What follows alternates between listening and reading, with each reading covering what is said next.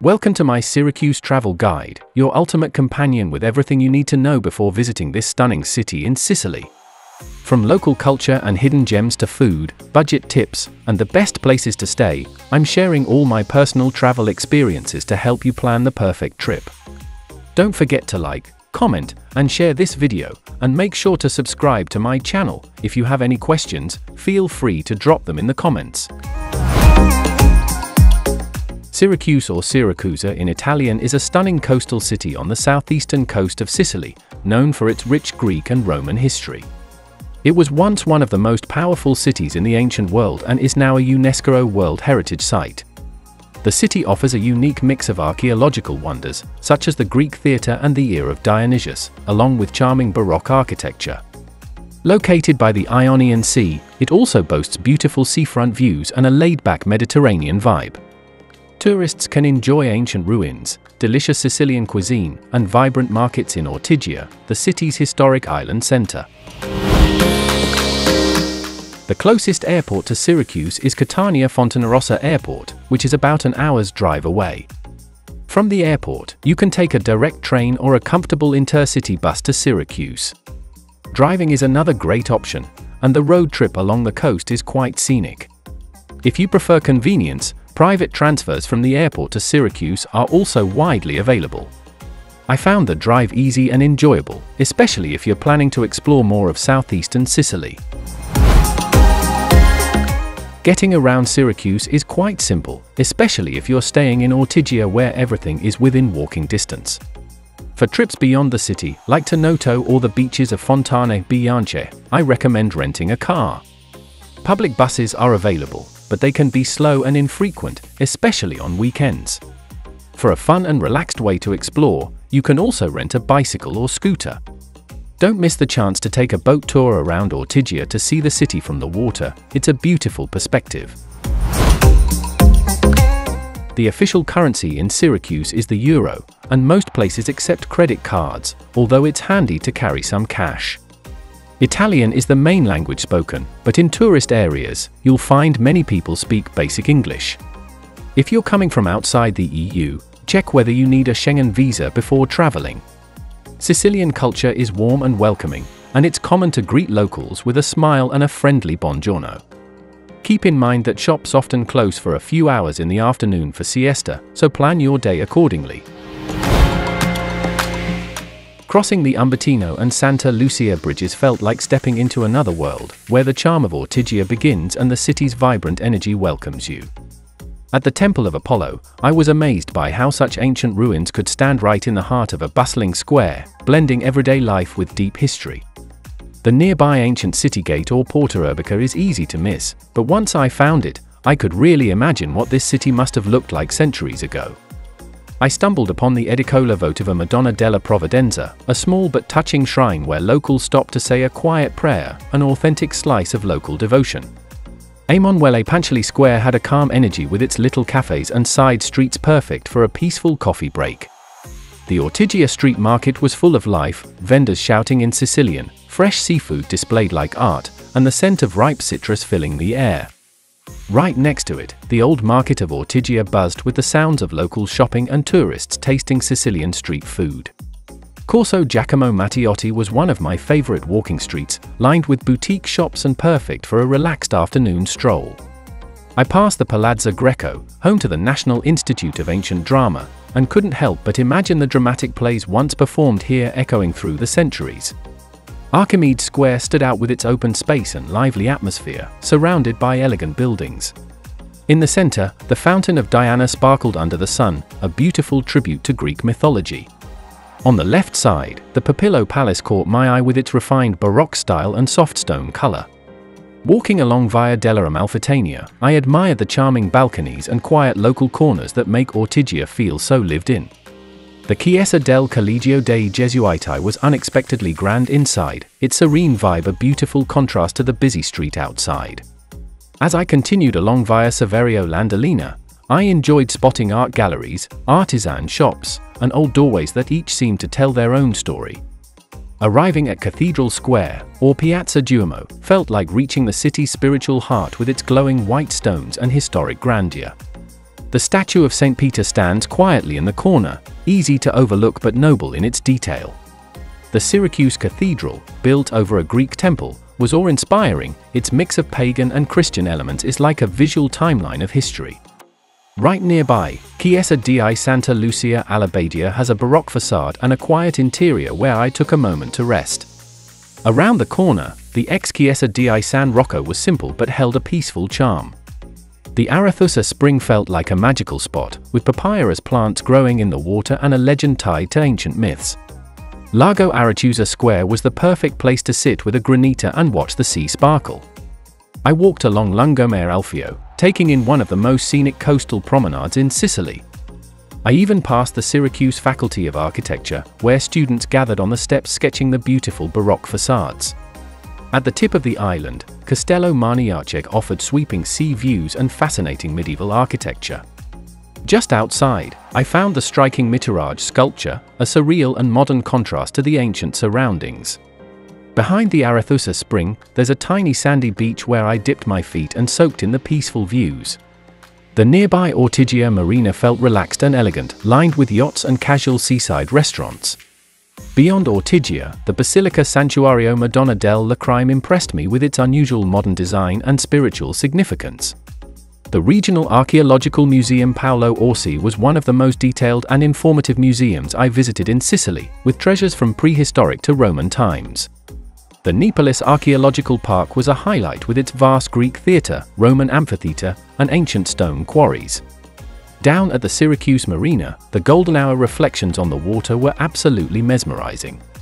A short drive away, Fontane Bianche offered a dreamy beach day with crystal clear waters and soft white sand. Even further, I visited Avola Beach and coastline, a hidden gem for a quieter and more local experience. I drove out to Punta della Mola, where rocky cliffs and waves made for an unforgettable coastal walk.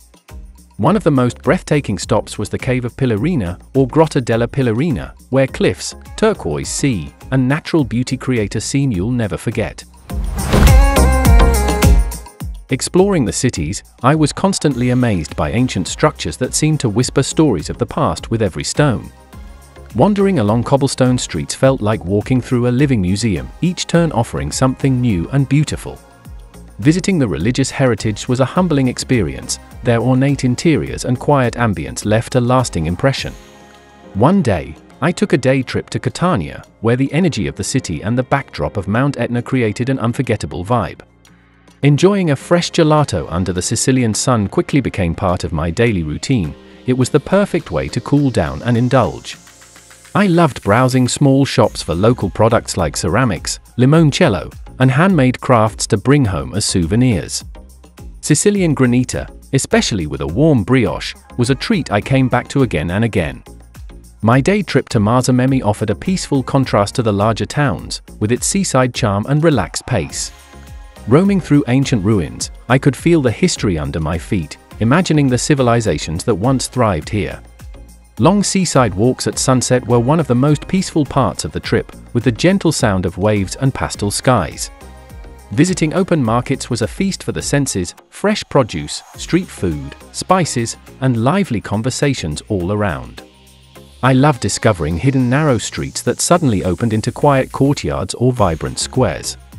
One of the highlights was taking a sunset sailing tour, where the golden light painted the coastline in the most beautiful colors.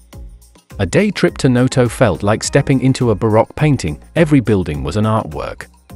I often found myself pausing to admire the details in balconies, doors, and stone carvings of ordinary homes. Tasting local dishes like seafood pasta was a delicious way to connect with the culture.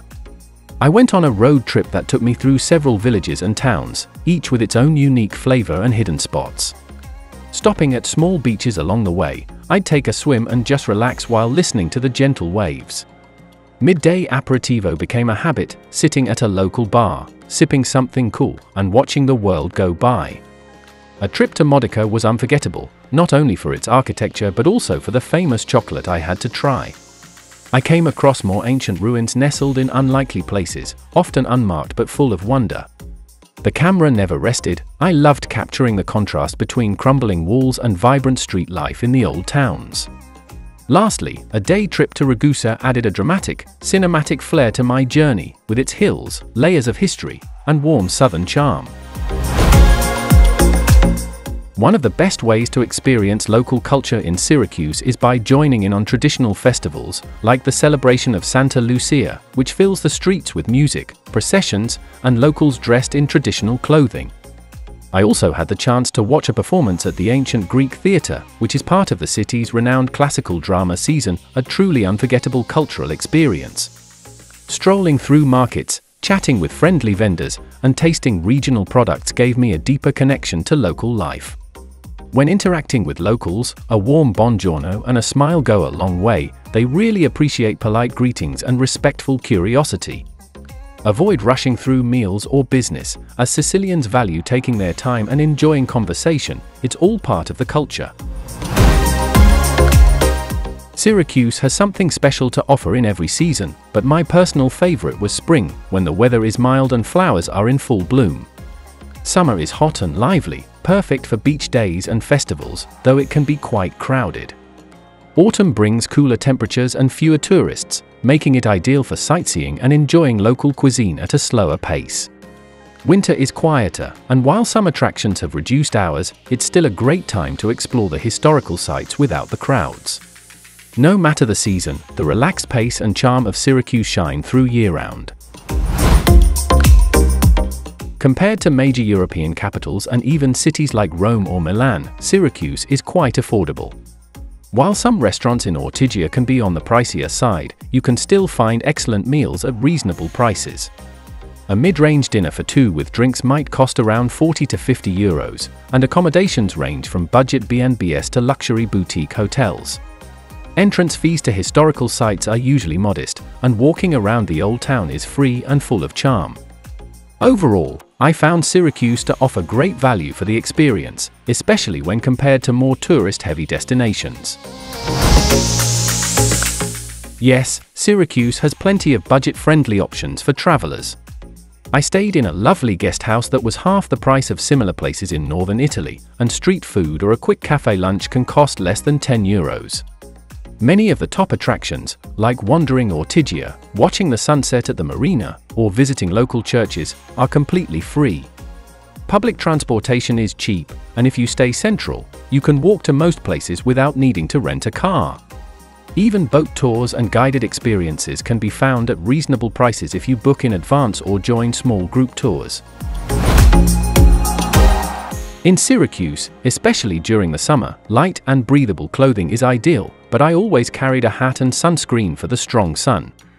Spring and autumn were perfect for layers, while winter called for a light jacket, especially in the evenings. When visiting churches or religious sites, I made sure to cover my shoulders and knees out of respect. Carrying a scarf came in handy. Locals generally dress stylishly yet comfortably, and I found that blending in was easy with a smart casual look. There aren't strict clothing rules, but dressing modestly in historic or religious areas is appreciated. The heart of Syracuse is undoubtedly Ortigia, a charming island connected to the mainland and filled with history, culture, and stunning sea views.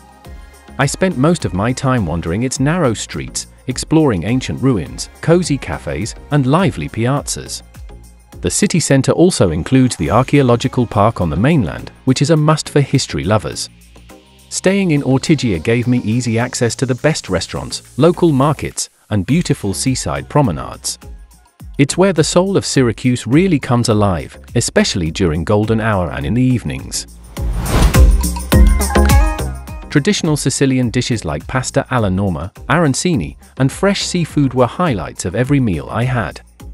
I also tried street foods like panelle and cannoli, which were delicious and affordable snacks while exploring the city. For vegans, there were plenty of options with fresh local vegetables, olive oil-based dishes, and fruit-based desserts. I treated myself to a Michelin-starred restaurant one night, and the creative twist on Sicilian classics made it a memorable dining experience. Whether it was a quick bite or a fine dining night out, Syracuse offered an incredible variety of food.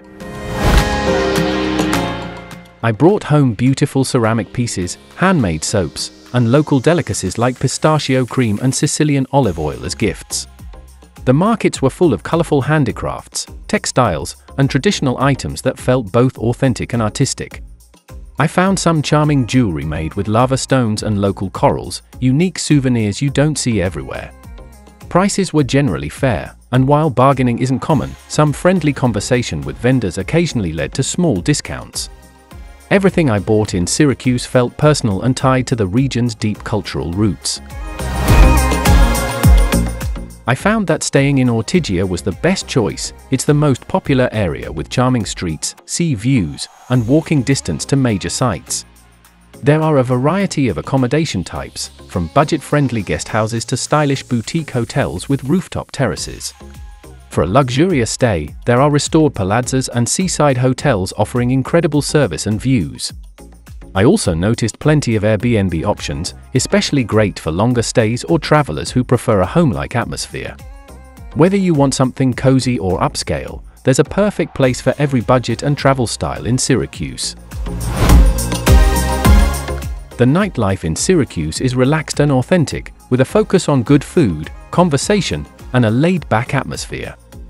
I enjoyed sipping local wine at intimate wine bars tucked into historic courtyards and occasionally stumbled upon live music performances in the squares. There aren't wild party scenes like in bigger cities, but there are a few lively bars that stay open late with music and a fun crowd. My favorite nights were spent by the marina or in quiet Ortigia alleys, enjoying aperitivo with locals. It's more about vibes than volume, perfect for those looking for a cultural, chill evening. For a short stay, 2 days is enough to explore the main highlights like Ortigia, the archaeological park, and enjoy the food and markets. But I stayed longer, and I'm glad I did. 4 to 5 days allowed me to take day trips, relax by the sea, and enjoy the city's rhythm without rushing. Syracuse is a great base for exploring southeastern Sicily. The slower pace of life here really grows on you, especially when you have time to wander without an agenda. It's one of those places where the more time you spend, the more you appreciate its layers. I felt very safe walking around Syracuse, even at night, and found it especially welcoming as a solo traveler. For women traveling alone, Ortigia in particular felt comfortable and well-lit, with plenty of people around in the evenings. I didn't encounter any scams or major tourist traps, though like anywhere, it's good to be cautious with valuables and avoid unlicensed tour operators. The emergency number in Italy is 112, and I found locals were very helpful when I needed directions or advice. Overall, it's a peaceful and respectful city that's easy to navigate. Absolutely, Syracuse is one of those destinations that combines history, beauty, culture, and great food in a very natural, unpretentious way. It has the charm of a small town but offers experiences that rival much larger cities. Between the ancient ruins, baroque streets, sparkling coastlines, and warm locals, every day felt like a discovery. It's a place where you can both explore and unwind, whether you're into history, photography, or just soaking up the Mediterranean sun. For me, Syracuse was one of the most rewarding stops in Sicily. Thanks for watching my complete Syracuse travel guide. I hope it helps you make the most of your visit to this beautiful city. If you enjoyed the video, don't forget to like, comment, and share, and make sure to subscribe to my channel for more travel tips and guides. And if you need more information or have any questions, just leave a comment below. I'd be happy to help.